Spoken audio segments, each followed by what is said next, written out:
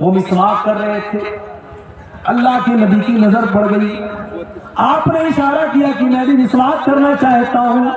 اما عائشہ نے اپنے بھائی سے مسواک کو لیا اور مسواک کو اپنے دانتوں سے نرم کیا تاکہ اللہ کے پیارے نبی کو مسواک کرنے میں تکلیف نہ ہو۔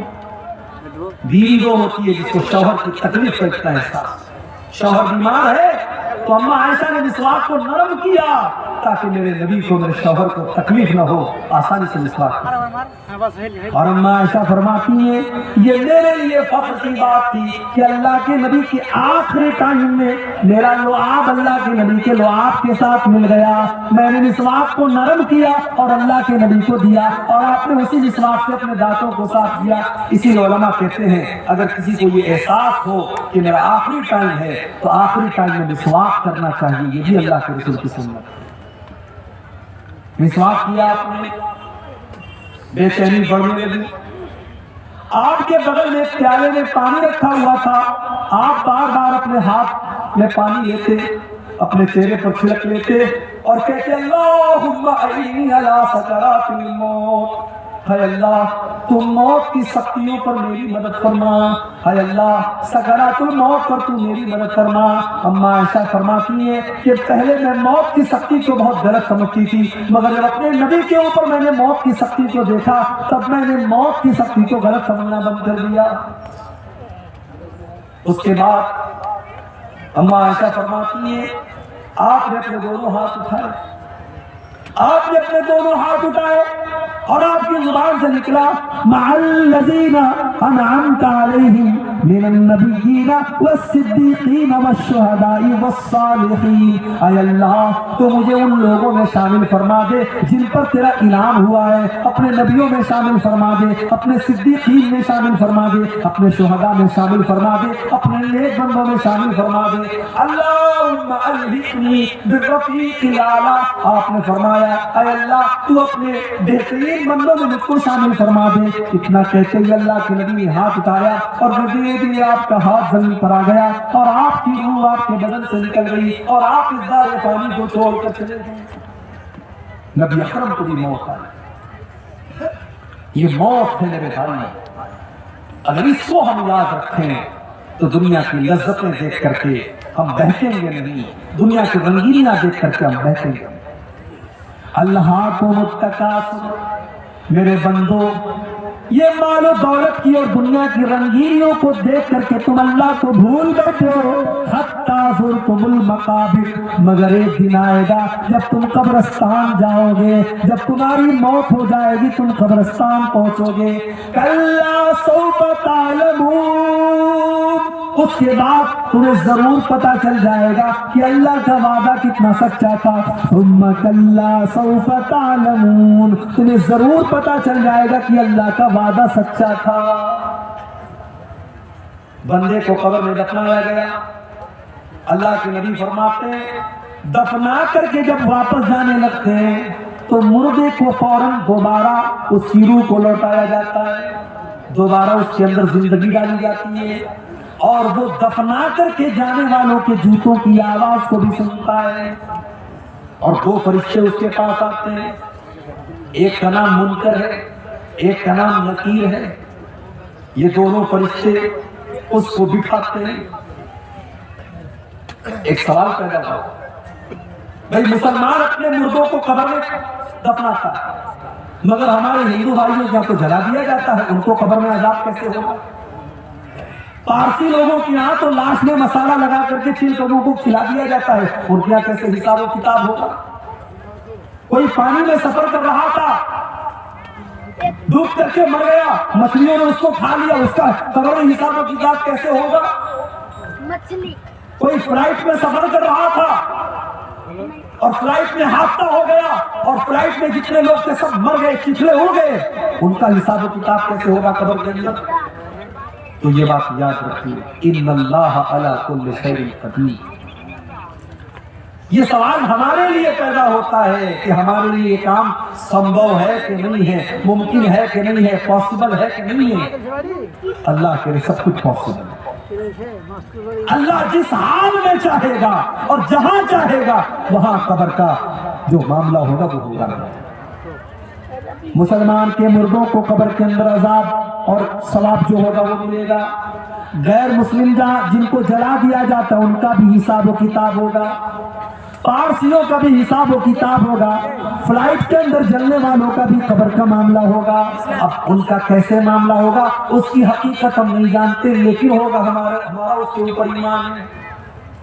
ہماری عقل میں آئے نہ آئے، ہماری لاجک میں آئے نہ آئے، لیکن ہمیں ماننا ہے، ہمیں ایمان رکھنا ہے. اس لیے کہ اللہ نے اپنے مومن بندوں کی یہ پہچان بتائی، الذین یؤمنون بالغیب، کہ وہ غیب کے اوپر ایمان رکھتے ہیں اور بغیر دیکھے ایمان رکھتے ہیں. 2 فرشتے آئے، منکر نکیر، انہوں نے بٹھایا آپ کو. انہوں نے 3 سوال پوچھا. من ربک، تمہارا رب کون؟ ما دینک، تمہارا دین کیا؟ من نبیک، تمہارے نبی کون؟ تمہارا رب کون، تمہارے نبی کون، تمہارا دین کیا؟ یہی 3 سوال ہوگا بس، چوتھا کوئی سوال نہیں. کتنی پراپرٹی بنا کے آئے سوال نہیں، کتنا پڑھ لکھ کر کے آئے یہ بھی سوال نہیں، کتنا دھن دولت کمایا یہ بھی سوال نہیں. سوال 3 ہوگا، تیرا رب کون، تیرا دین کیا، اور تیرے نبی کون. اب ذرا دل پر ہاتھ رکھ کے بتانا میرے بھائی، ان 3 سوالوں کا جواب آپ کو کہاں ملے گا؟ اسکول میں تو نہیں ملے گا، کالج میں تو نہیں ملے گا، سائنس میں نہیں ملے گا، میتھ میں نہیں ملے گا، ہسٹری میں نہیں ملے گا، انگلش کی کتابوں میں نہیں ملے گا. ان 3 سوالوں کا جواب رب کے قرآن میں ملے گا اور مصطفیٰ کے فرمان میں ملے گا.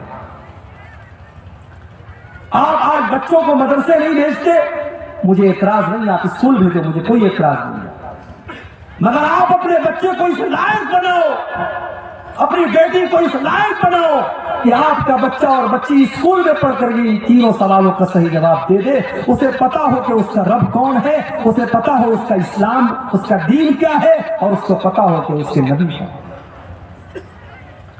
جس اسکول میں کرسمس کے موقع پر اوپر سے ٹافی گرا کر کے یہ بتایا جا رہا ہو کہ آج اللہ کا بیٹا پیدا ہوا ہے، نعوذ باللہ، آج اللہ کا بیٹا پیدا ہوا ہے، اس لیے اللہ تعالیٰ ٹافی بانٹ رہا ہے. جہاں اسکول میں بچوں کو یہ تعلیم دی جا رہی ہو، وہاں کا بچہ کیسے مسلمان ہوگا؟ جہاں لڑکیوں کو یہ سکھایا جا رہا ہو کہ تمہارے بدن کا کوئی پردہ نہیں ہے، تم جیسے چاہے ویسے کپڑے پہن کر کے نکل سکتی ہو، وہاں پڑھنے والی لڑکی کہاں سے پردہ کرے گی اور اس کی آنکھوں میں کہاں سے شرم و حیا آئے گی؟ اسی لیے آج مسلمان لڑکیاں غیروں کے ساتھ فرار ہو رہی ہیں. نام تھا سلمہ بانو، نام تھا عائشہ بانو، اس نے نام رکھ لیا سنگیتا دیوی، سیتا دیوی، اس نے مذہب بھی تبدیل کر لیا، اس نے مرتد بھی ہو گئی. وہ کتنی مثالیں موجود ہیں. آفتاب اور شرطا کی کہانی تو بہت میڈیا والوں نے چلائی، مگر اس جیسی لاکھوں کہانیاں جہاں مسلمان لڑکیوں کو باقاعدہ جال میں پھنسایا گیا اور ان کو مرتد بنایا گیا اور مار کر کے عزت لوٹ کر کے ختم کر دیا گیا، ان کہانیوں کو کوئی میڈیا والا چلانے کو تیار نہیں ہے. اور آج تو میڈیا والوں کو بھی خریدا جا رہا ہے. اس ملک میں ایک چینل تھا، جو چینل جو تھوڑی بہت سچائی دکھاتا تھا، اس کو بھی بہت بڑے لوگوں نے خرید لیا. یہ الگ بات ہے، ایک ایسا بھی جرنلسٹ تھا، ایک ایسا بھی پترکار تھا، صحافی تھا، وہ نہیں دکھا، اس نے کہا میں NDTV سے استعفیٰ دے دوں گا، مگر میں جھوٹ کا ساتھ نہیں دے سکتا. اللہ ایسے پترکاروں اور ایسے جرنلسٹ کی حفاظت کرے انہیں اور سچ بولنے کی توفیق دے. میرے بھائیوں، آپ سوچئے کہ آج ہماری بیٹیوں کے پاس دین کی تعلیم نہیں، انہیں ایمان کی اہمیت نہیں پتا، اور قبر میں یہی 3 سوال پوچھا جائے گا، تیرا رب کون ہے، تیرے نبی کون ہے، تیرا دین کیا ہے. اچھا اگر ہم دنیا میں رٹ لیں میرا رب اللہ ہے، میرا دین اسلام ہے، میرے نبی محمد ہے، رٹنے سے کام نہیں چلے گا. رٹنا نہیں ہے. اگر آپ چاہتے ہیں کہ قبر میں آپ کے منہ سے صحیح جواب نکلے تو آپ کو اللہ والی زندگی گزارنی پڑے گی. اگر آپ چاہتے ہیں کہ قبر میں آپ کے منہ سے نکلے میرا دین اسلام ہے تو آپ کو اسلام پر چلنا پڑے گا. آپ کی زندگی اسلام والی ہوگی تب قبر میں صحیح جواب نکلے گا.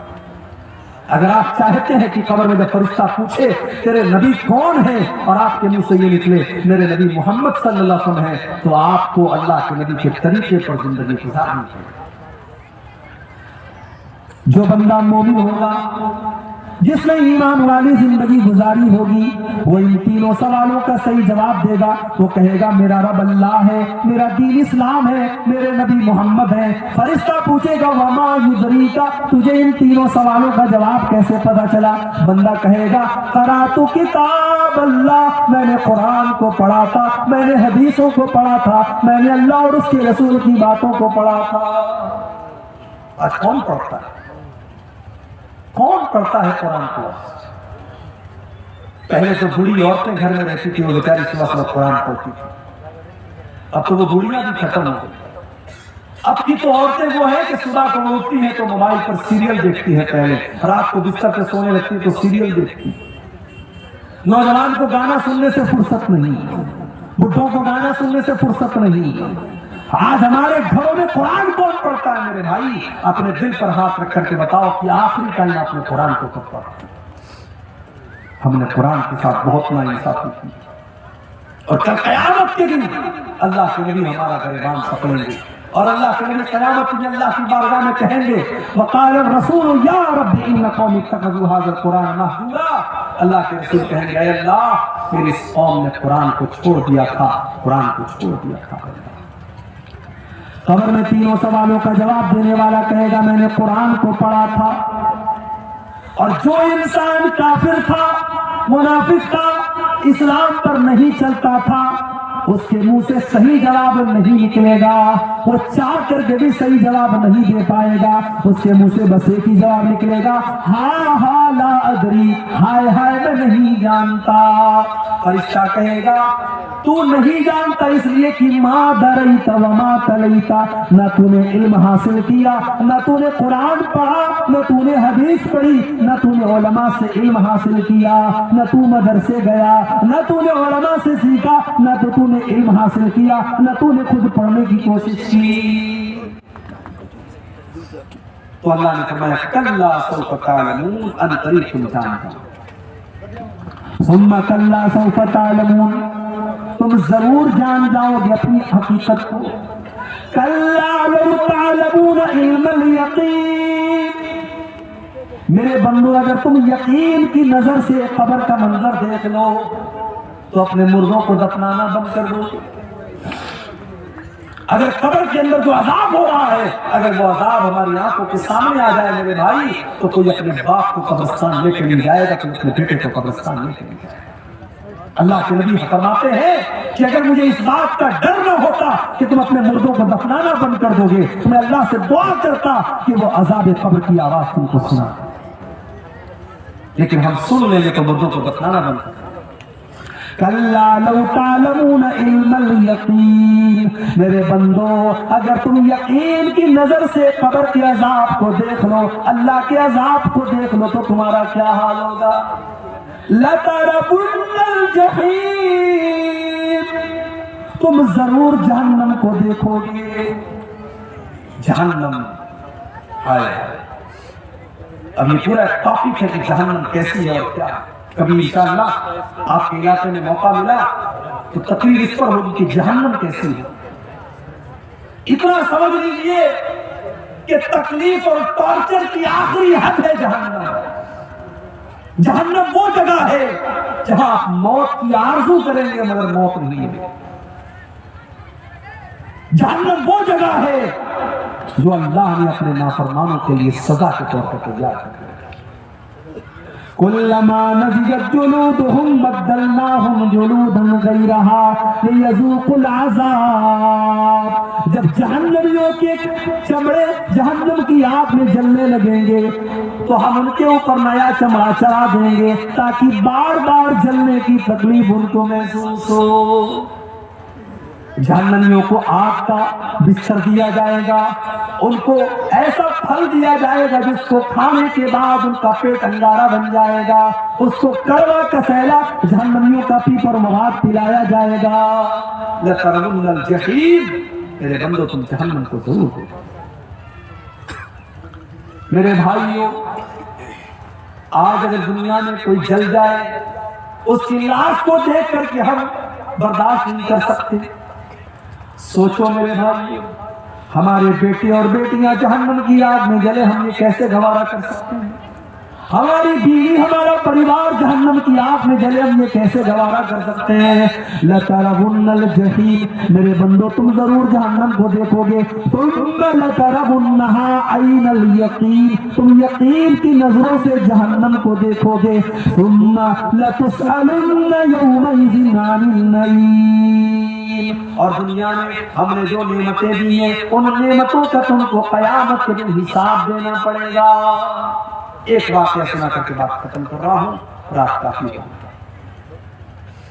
آپ کو اچھا کھانا مل رہا ہے، اچھے مکان میں آپ رہتے ہیں، آپ کے بال بچے تندرست ہیں، آپ کو اللہ نے اگر ان نعمتوں سے نوازا ہے، ان نعمتوں کا حساب اللہ کی بارگاہ میں آپ کو دینا پڑے گا.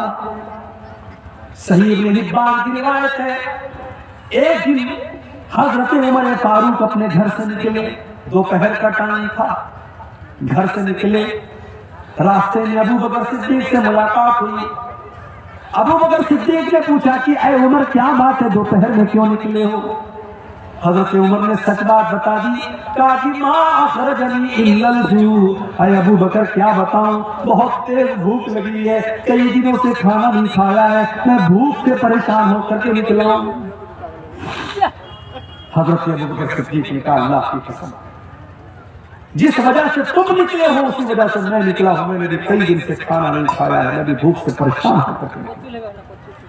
تھوڑی دیر کے بعد اللہ کے پیارے نبی نکلے، دیکھا کہ ابو بکر موجود ہے، عمر موجود ہے. اے ابو بکر، اے عمر کیا بات ہے، اتنی دوپہر میں کیوں نکلے ہو؟ دونوں نے کہا کہ اے اللہ کے نبی ہم بھوک سے پریشان ہو کر کے نکلے. آپ نے فرمایا اے ابو بکر، اے عمر، واللہ ما اخرجنی الا الجوع، میں بھی بھوک سے پریشان ہو کر کے نکلا ہوں. ہمارے پاس آج چین سے روٹی مل رہی ہے، چین سے چاول مل رہا ہے، کھا رہے پی رہے ہیں، کتنی بڑی نعمت ہے. یہاں اللہ کے نبی ہیں، ابو بکر ہیں، عمر ہیں، دنیا کے اللہ کے نبی ہیں، اور نبی کے بعد دنیا کی سب سے مہان دو ہستیاں ہیں، اور یہ تینوں لوگ بھوکے ہو کر کے نکلے. اللہ کے نبی نے کہا چلو ابو ایوب انصاری کے گھر چلتے ہیں. یہ ابو ایوب انصاری کون تھے؟ یہ وہی صحابی تھے جب اللہ کے نبی مدینہ پہنچے تھے تو آپ کی اونٹنی ان کے دروازے کے پاس بیٹھی تھی، اور آپ نے انہی کے گھر میں قیام کیا تھا، اور یہ اللہ کے نبی کے میزبان تھے. اللہ کے نبی کی عادت تھی کہ روزانہ ابو ایوب انصاری کے گھر جاتے تھے، اور ابو ایوب انصاری کچھ ناشتہ آپ کو کراتے تھے. دوپہر کا ٹائم تھا، اللہ کے نبی کے دروازہ کھٹکھٹایا، بیوی نے دروازہ کھولا، ایوب نے دروازہ کھولا، دیکھا کہ اللہ کے نبی اور ابو بکر اور عمر موجود ہیں. ایوب نے کہا مرحبا، خوش آمدید، ویلکم، سواگت، اے اللہ کے نبی آپ میرے گھر پر پدھارے ہیں، آپ میرے گھر پر آئے ہیں، یہ تو میرے لیے بڑی قسمت کی بات ہے. اے اللہ کے نبی آپ جلدی سے گھر میں تشریف لائیں. نبی اکرم نے پوچھا ابو ایوب انصاری ہیں گھر پہ؟ اے اللہ کے نبی وہ تو کھیت میں کام کر رہے ہیں. ابھی یہ بات چیت چل ہی رہی ہے کہ ابو ایوب انصاری کھیت میں کام کر رہے ہیں، اور کانوں میں اللہ کے نبی کی آواز پہنچی، آئے دروازے پر اور خوش ہو کر کے کہنے لگے آج تو میری بڑی خوش نصیبی کی بات ہے، اللہ کے رسول میرے گھر پہ آئے ہیں، ابو بکر میرے گھر پہ آئے ہیں، عمر میرے گھر پہ آئے ہیں. تینوں لوگ گھر میں داخل ہوئے. ابو ایوب انصاری نے پوچھا اے اللہ کے نبی آپ تو شام کے ٹائم آتے تھے، دوپہر کے ٹائم آپ نہیں آتے تھے، کیا بات ہے؟ اے ابو ایوب بہت تیز بھوک لگی ہے، کچھ کھانے کا لاؤ. اے اللہ کے نبی ابھی لاتا ہوں. جلدی سے دوڑے گئے اور کھجوروں کی ہر ٹائپ کی کھجوروں کا گچھا توڑ کے لے آئے. کچھ پکی کھجوریں تھی، کچھ کچی کھجوریں تھی، کچھ تر کھجوریں تھی، کچھ سوکھی کھجوریں تھی، ساری کھجوروں کا گچھا لے کے آ گئے. ٹھنڈا ٹھنڈا پانی لے کے آ گئے. اپنی بیوی سے کہا تو روٹی بنا، اور بکری کو پکڑ کے لائے اور بکری کو ذبح کرنے لگے. نبی اکرم نے پوچھا کہ یہ دودھ دینے والی بکری تو نہیں ہے؟ کہا نہیں ہے اللہ کے نبی. کہا ٹھیک ہے ذبح کر دو. بکری ذبح کر دی، گوشت تیار ہو گیا، روٹی تیار ہو گئی، کھجور کھائی جا رہی ہے، پانی پیا جا رہا ہے. نبی اکرم نے فرمایا اے ابو ایوب یہ بکری کا گوشت ہو سکے تو تھوڑا فاطمہ کے گھر بھجوا دینا، اس نے کئی مہینوں سے گوشت نہیں کھایا ہے، ہو سکے تو میری بیٹی کے گھر یہ گوشت بھجوا دینا۔ اس کے بعد یہ کئی دن کے بھوکے لوگ تھے، روٹی کھا رہے، گوشت کھا رہے، کھجور کھا رہے، پانی پی رہے ہیں، طبیعت بالکل مطمئن ہو گئی، سیٹسفائیڈ ہو گئی، لیکن اللہ کے نبی کی آنکھوں سے آنسو بہہ رہے ہیں۔ صحابہ نے پوچھا اللہ کے نبی کیا بات ہے؟ کئی دنوں کے بعد آپ کو اچھا کھانا مل رہا ہے، کھجور مل رہی ہے، پانی مل رہا ہے، بکرے کا گوشت مل رہا ہے، اور آپ کی آنکھوں میں آنسو بہہ رہے ہیں۔ آپ نے فرمایا اے ابو بکر، اے عمر، ابھی کچھ دیر پہلے ہم تینوں اتنے بھوکے پیاسے تھے کہ اپنے گھر سے نڈھال ہو کر کے ہم نکلے تھے، اور ابھی اللہ نے کتنا نواز دیا، ٹھنڈا ٹھنڈا پانی بھی مل رہا ہے، ہر طریقے کی کھجوریں بھی مل رہی ہیں، بکرے کا گوشت بھی مل رہا ہے، اور روٹی بھی مل رہی ہے۔ اے ابو بکر، اے عمر، یہی تو اللہ کی وہ نعمتیں ہیں جن نعمتوں کا اللہ حساب لے گا، اور اللہ نے قرآن میں یہ کہہ بھی دیا ہے لَتُسْأَلُنَّ يَوْمَئِذٍ عَنِ النَّعِيمِ، میرے بندو تم سے اللہ تمہاری نعمتوں کا حساب لے گا۔ میرے بھائی، میرے نوجوان ساتھی، اگر آپ خوبصورت ہیں تو یہ خوبصورتی بھی نعمت اور اللہ حساب لے گا۔ اگر آپ باڈی بلڈر ہیں اور آپ کے بدن میں طاقت ہے، اس طاقت کا اللہ حساب لے گا۔ اگر آپ پورے گاؤں میں سب سے زیادہ پیسے والے ہیں اور آپ کے پاس دولت ہے، اس دولت کا اللہ حساب لے گا۔ اگر آپ بال بچے والے ہیں اور آپ کے بہت سارے بچے ہیں اور سب تندرست ہیں، خوشحال ہیں، ان بچوں کا بھی اللہ حساب لے گا۔ لَتُسْأَلُنَّ يَوْمَئِذٍ عَنِ النَّعِيمِ، اللہ اپنی نعمتوں کا حساب لے گا۔ اب آپ کو کرنا کیا ہے؟ کرنا بس اتنا ہے کہ آپ اللہ کی نعمتوں کا صحیح استعمال کریے۔ اللہ نے جو نعمت بھی آپ کو دی ہے، چاہے وہ علم کی شکل میں ہو، وہ دولت کی شکل میں ہو، وہ طاقت کی شکل میں ہو، حکومت کی شکل میں ہو، آپ اس نعمت کا صحیح استعمال کیجئے، اس کو ایسی جگہ استعمال کیجئے جہاں اللہ راضی ہوتا ہو۔ انشاءاللہ اللہ آپ کو اس کا بہتر بدلہ دے گا۔